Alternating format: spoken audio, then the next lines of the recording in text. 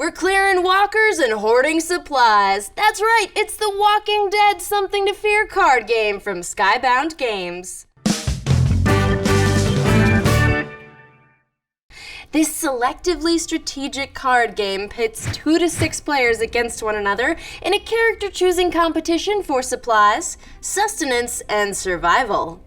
Setup begins by giving each player in the game a set of the 9 character cards separated by color. Each player should have their own set, which contains the same 9 cards. Next, take the encounter cards and, depending on the number of players, remove any cards that do not contain your player count on the back. We are setting up for 4 players, so we'll remove these 5 and 6 cards from the game. Now shuffle the encounter cards together to form the encounter deck placed in the center of the table. Reveal encounter cards from the deck equal to the number of players plus 1.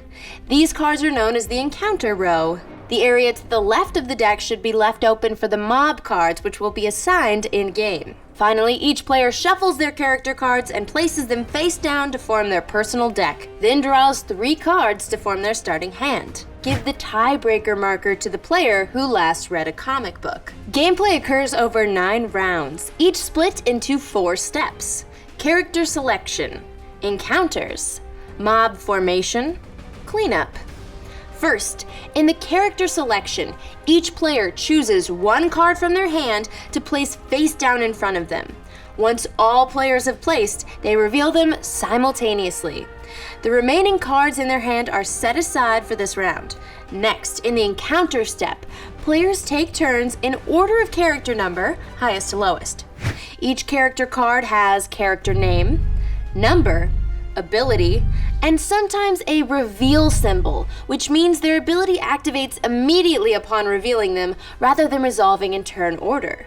Once all the reveal abilities have been resolved, players take turns in number order, either using the ability on the card or securing 1 encounter card on the encounter row to be placed in front of them, forming their personal stash.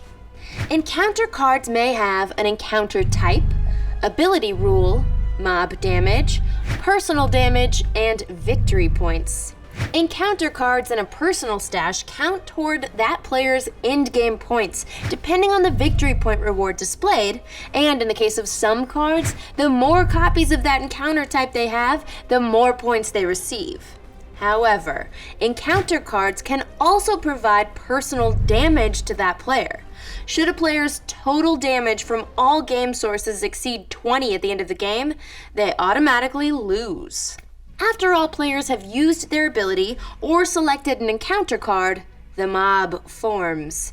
Any remaining encounter cards in the row are now placed in the mob section, forming the horde of walkers that will overrun the players at the end of the game. The combined total of the mob damage grows as more cards are added. This mob damage total hits each player at the end of the game, on top of their personal damage from their stash. Mob damage from cards in a player's stash do not affect them. After the mob has been augmented, play moves to the cleanup step, where each player discards their character card from this round to form a personal discard pile. Discard piles are open information, so anyone is allowed to look through them at any time. Each player refills their hand back up to 3 cards, and a new encounter row is revealed. Gameplay continues with players stashing points, redirecting walkers, and growing the mob. At the end of the 9th round, the end game is triggered.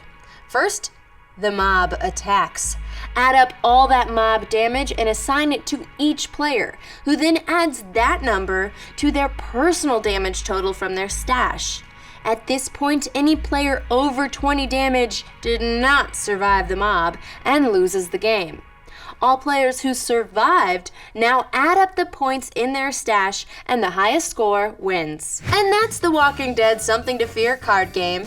I'm Negan, and you can watch me and my friends play this game and other awesome games on Game the Game right here on Geek and Sundry.